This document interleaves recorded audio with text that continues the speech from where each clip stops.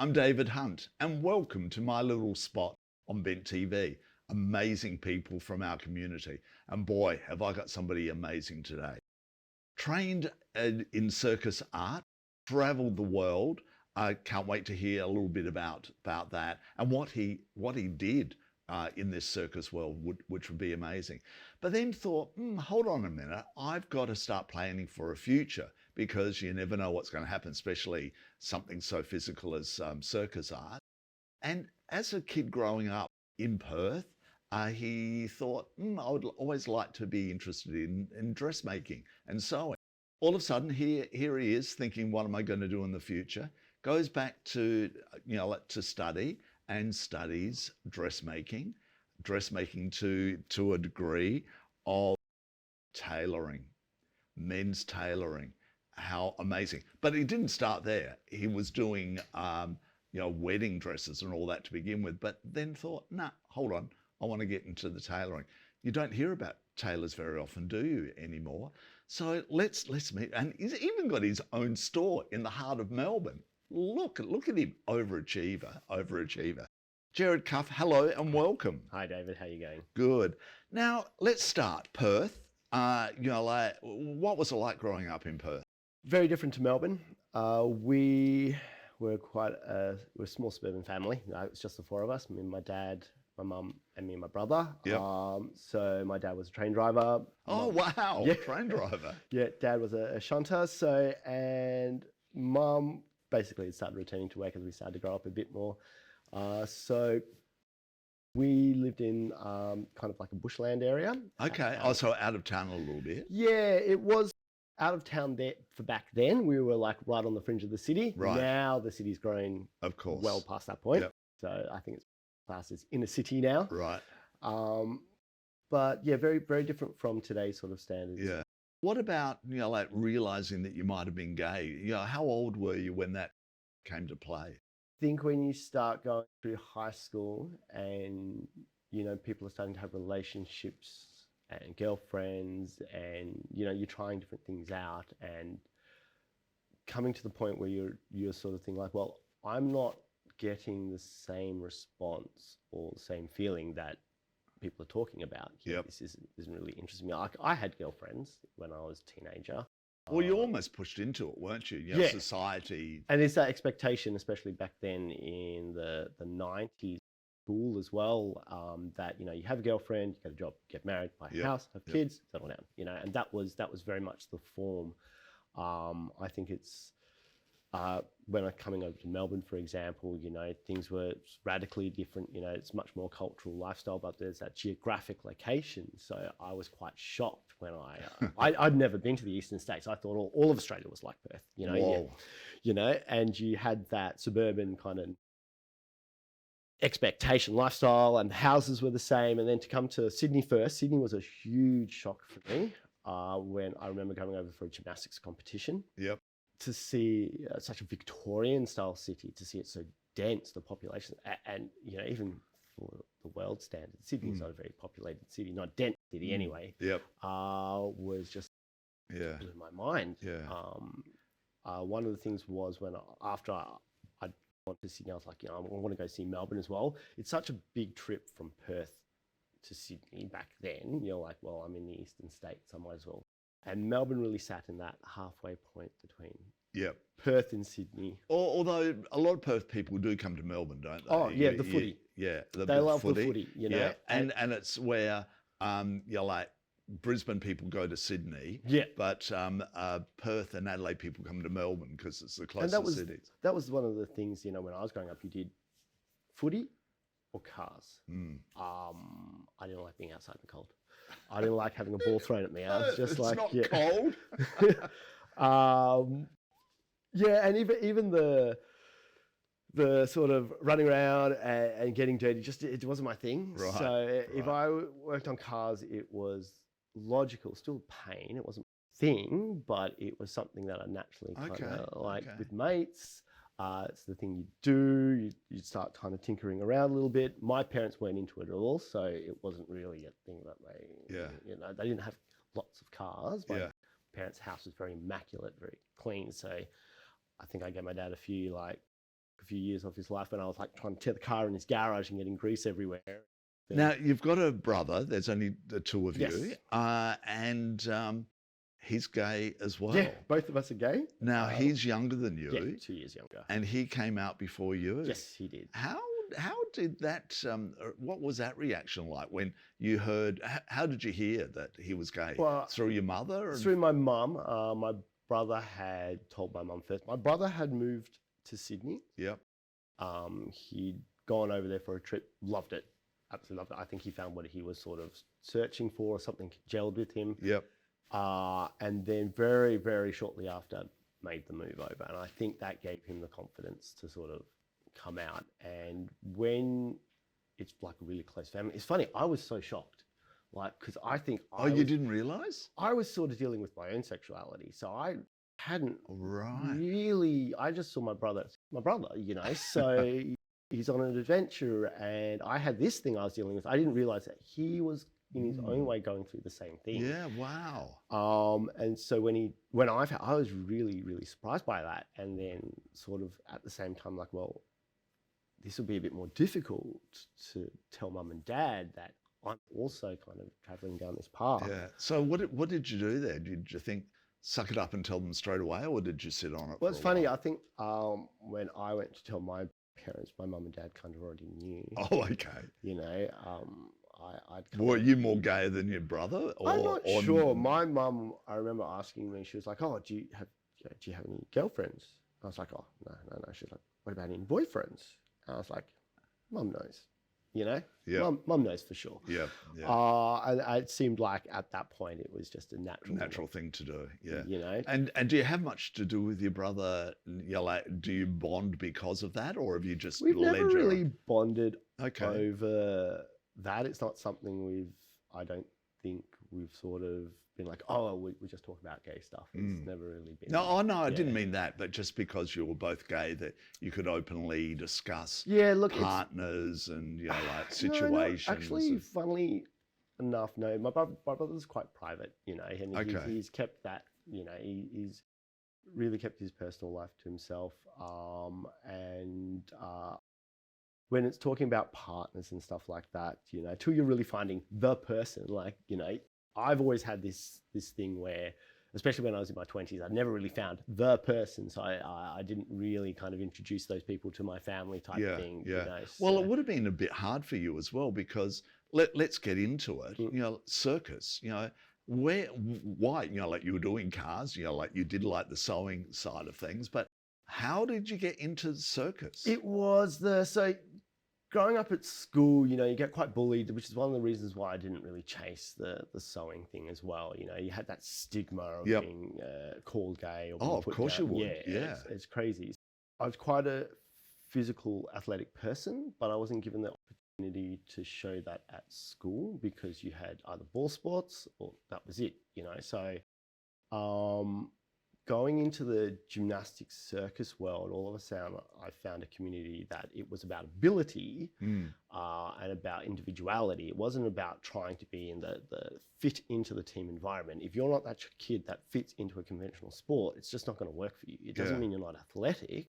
It just means that's just not something you connect with. Yeah. Circus gave me that footing. Well, when did you realize that did? Was it somebody else, or did you think, I'm going to give that a whirl? I'd done dance as a kid. Okay. I knew I liked that performance aspect.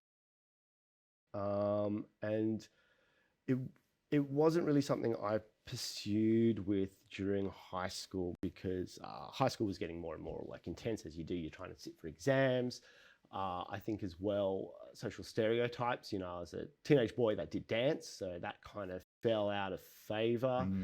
I know I liked that aspect of being able to work athletically myself, but finding that platform was the tricky part. So seeing Circus was like, I remember having a conversation with my mate, actually. We were watching a performance. I was like, you know, I could do that.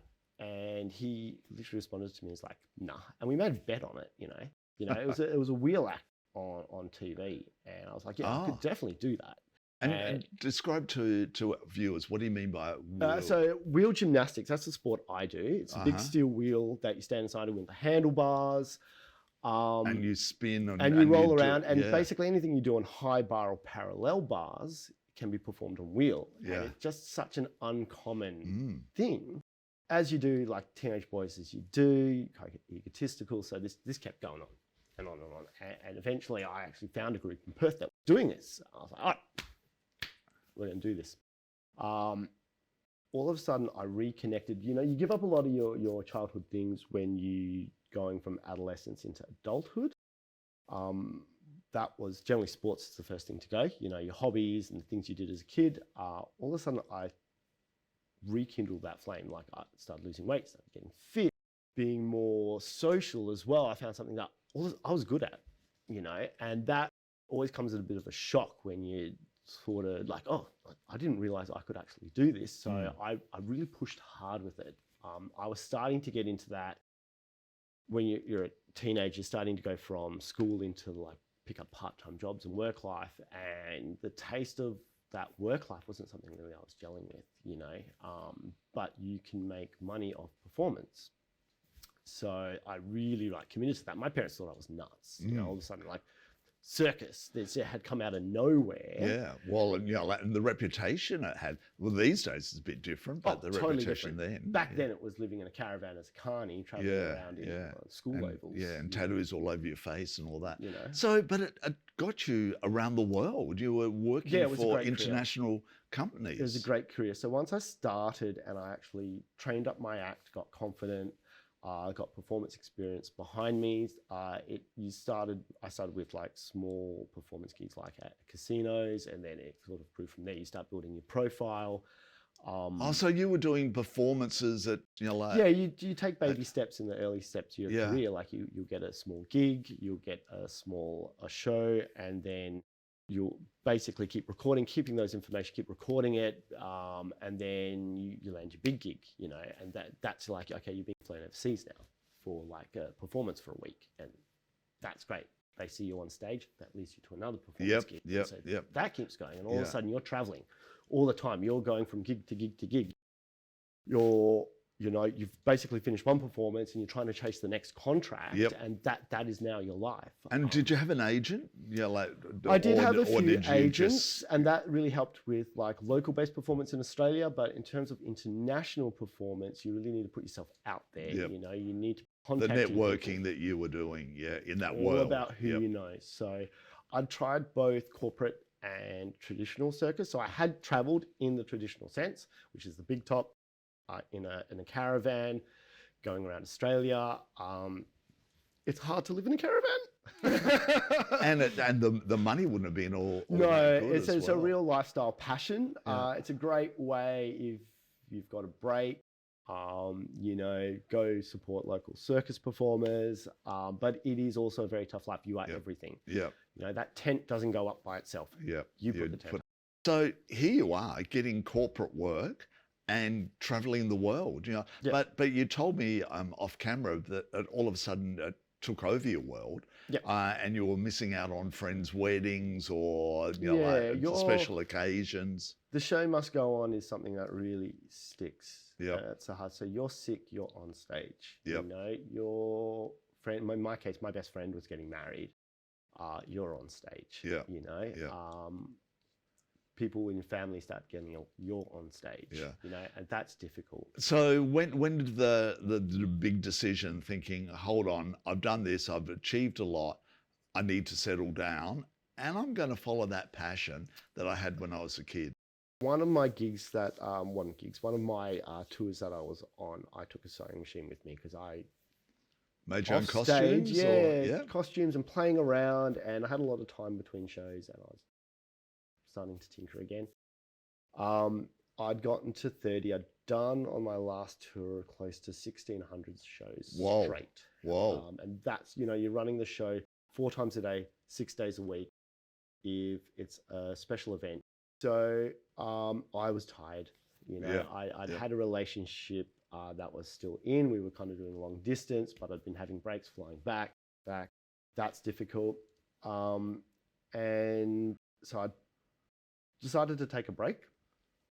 One of the difficulty things was what to do next. You know, my partner at the time was very academic, you know, so I hadn't really considered myself as a person that would ever go. I tried uni and kind of got halfway through my course, you know, when you're young and you're more a creative person. Yeah. You know, it wasn't the right time. It was, and I say this to a lot of people that want to go back to university, is like, it's a big commitment. You know, you don't have to race into it straight. Back then, you did high school, you went straight into uni. Yep. If you're not ready, don't do it. You know, wait till you're ready.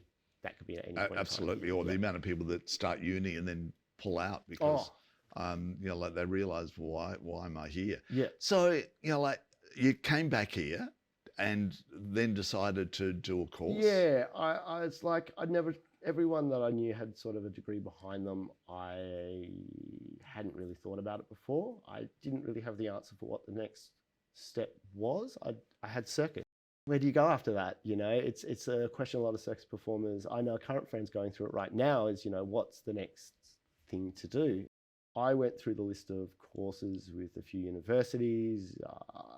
I really didn't know what to do. I could sew, so I was like, you know, fashion design, give that a whirl. I tried to enroll in a diploma. I was very sort of non-committal. I even enrolled for the bachelor as well. I was like, oh, you know, like, I'm not going to do it, but I'll give it a shot. Yeah.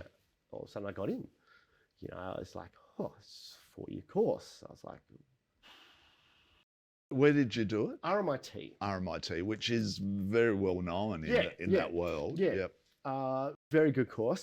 But it was, you know, I'm not 18 going back to doing a 4-year course, graduating at 22. I don't think that matters. Well, it didn't matter, did it?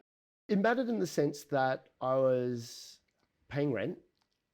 I was going to basically give up my income. Yep. Life doesn't stop. So I'm not living at home. Yep. You know, and I'm going to do a design degree on a student allowance. So yep. Yeah, that made a big difference, you know, huge difference. So you had a part-time job or? Yeah, I had to work a part-time job. Yep. Definitely had to work a part-time job. My things changed rather quickly from going on doing shows where I'd be 45 minutes on stage, stretching, training, rehearsing, having a break, back on stage, to working a part-time job, doing 38 hours of university a week, doing the extracurricular stuff that was outside that's set by your course. You're absolutely full, and you're doing 2 a.m. nights. Yeah. Did you think that, you know, like down the track that I can't do this anymore, it's too hard? Were there times that you almost pulled out? So that option really got taken away from me. Because during my first year, my dad passed away really, really suddenly, quite young, had a major heart attack, and we had him for about 6 weeks. So that was towards the end of my first year. We were going through assessment period. Yep. And this just happened, you know, and it was... That's tough. It literally tore my family apart. Yeah. It was a huge thing that happened. And one of his things, I remember having like last conversations with him, was like, he's so happy that I'd gone back to school, and he's like, stick with it, you know, like I'm really happy that you're doing this. And he'd even come down, watch me when we'd had this little window before he had a heart attack, to help cook me some meals while I was studying, because I was just under the pump. Yeah. How lovely. And so I don't think even the university expected me to come back the following year. They were quite surprised. Very supportive, because it happened while I was in class as well. So I felt like I really had to hold to that. So I didn't stop. And that really pushed through. So a lot of my emotional stuff kind of got pushed to the side. I try to, as best that I can, to push through the course. Being in my 30s as well, I knew my career was going to be starting a lot later. And I was also quite conscious of that. And I had an X amount of time before I started to run out of like fun. And so you ended up bridal wear? So while you're going through the course, you're getting thrown a lot of things. You're new to design. So you might be, the fashion industry is huge. Do you want to do menswear, women's wear? Do you want to do children's wear? So you're being introduced to all this stuff, and we lived around the corner from like a bridal design, and the craftsmanship was stunning. You know, to see how do they make that was my question, because my thing was construction. The way I put clothes together is in 3D. So to be able to finish something to an X degree, I was very curious about that. And bridal wear was a way of learning that construction technique. The bridal industry and the couture industry in Melbourne and Australia is very strong. You know, we have a lot. Where do you want to go to? Sydney Road, Armidale High Street, South Melbourne, the city, Collingwood.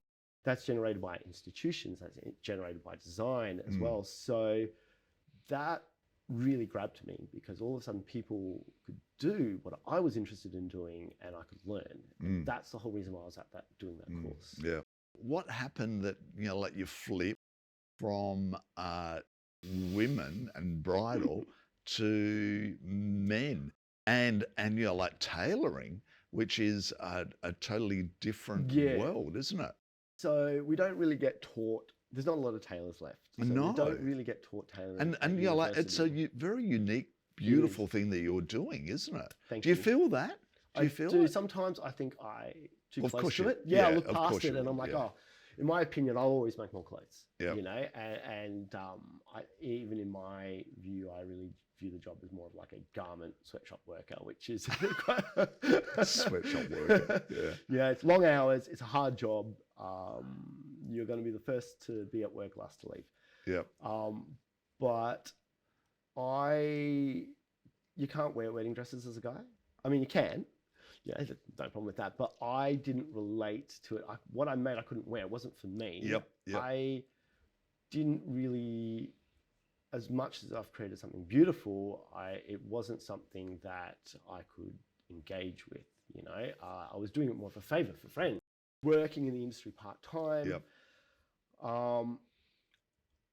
I was always curious about the suit, but I didn't really understand. I hadn't learned enough about it to take that sort of step. So Yep. I started working in a made-to-measure place with doing alterations, and there happened to be some bespoke tailors there that were giving me information, and I was still going through the course. So the only way to get into the industry is to like really throw yourself in. So all of a sudden I found myself in my halfway my second, third and fourth year. I'm sewing at school.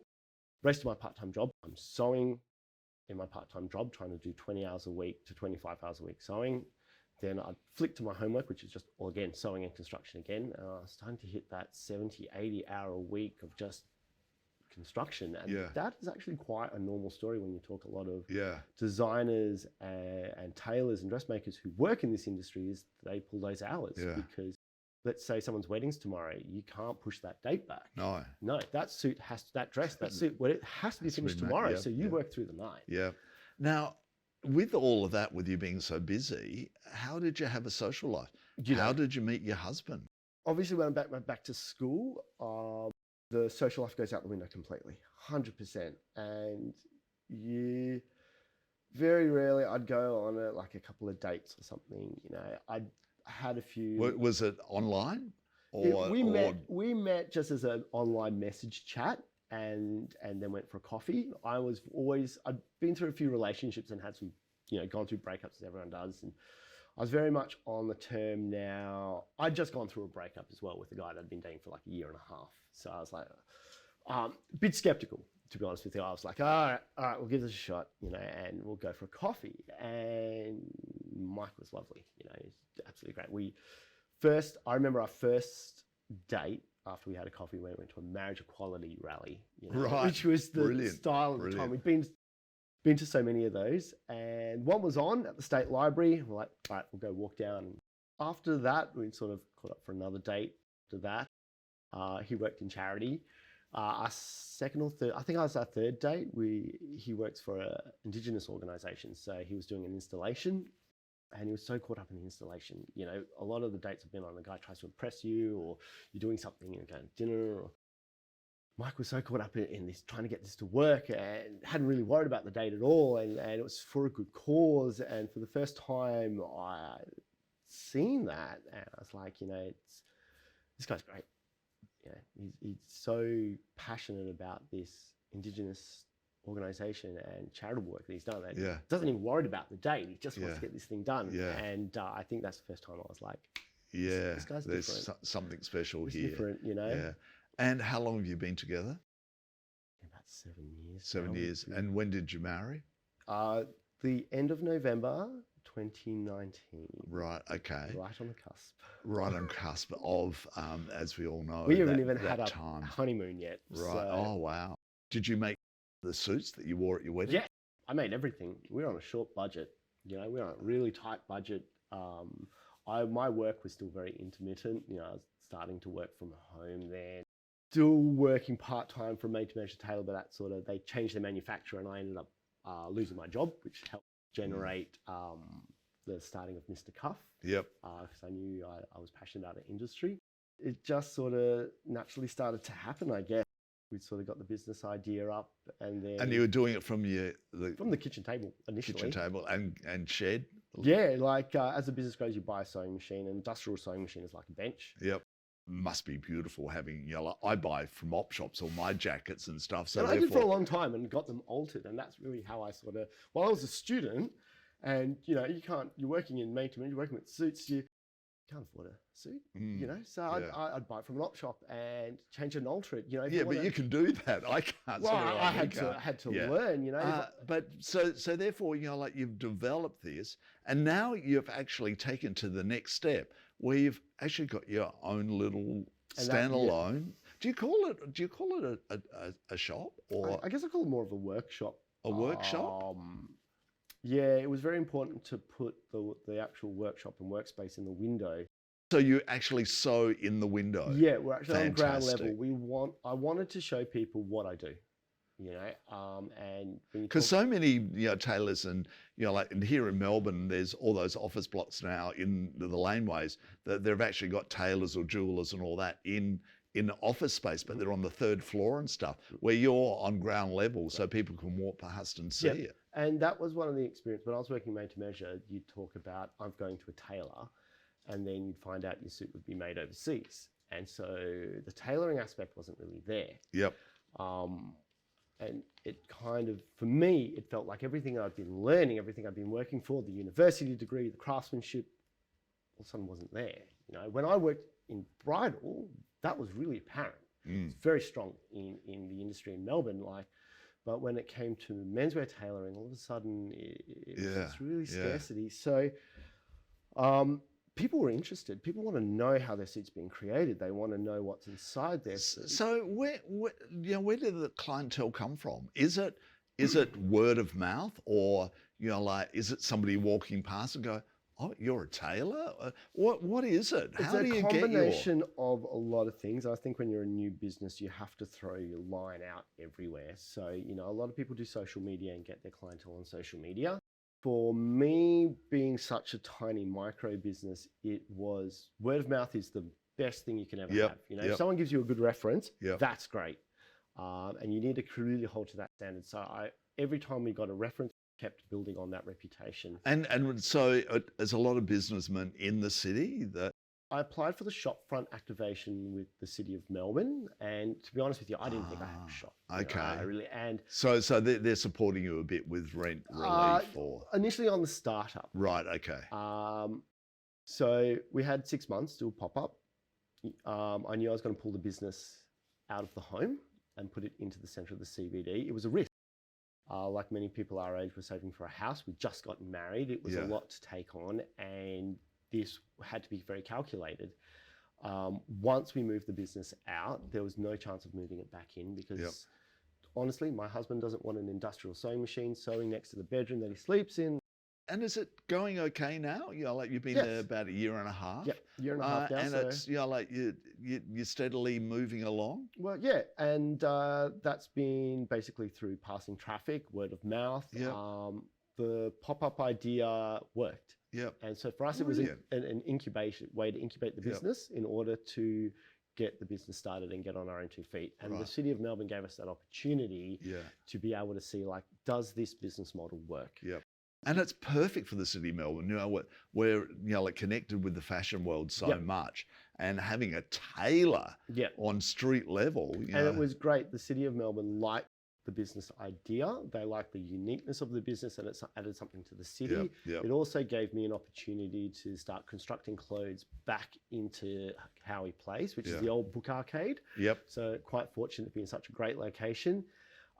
Revive an old craft that Yep. People, we really want to bring it back into Melbourne. It's a more sustainable way to make clothing. If I make a suit here in the center of the city, it's traveled less. We deal with the waste fabric. I can buy fabric locally. It's made to fit. And all of a sudden, that ticks a lot of boxes. Yeah. What's it called? Mr. Cuff. Mr. Cuff. Yeah. It's a great name. And it name. happens to be, Jarrad Cuff. Jarrad Cuff. And Jarrad Cuff, thank you so much. Your story has been a wonderful story that you've been telling our viewers today. So thank you for being on Bent TV today. Thank you for having me on. I'm David Hunt, and we'll see you again real soon. Bye.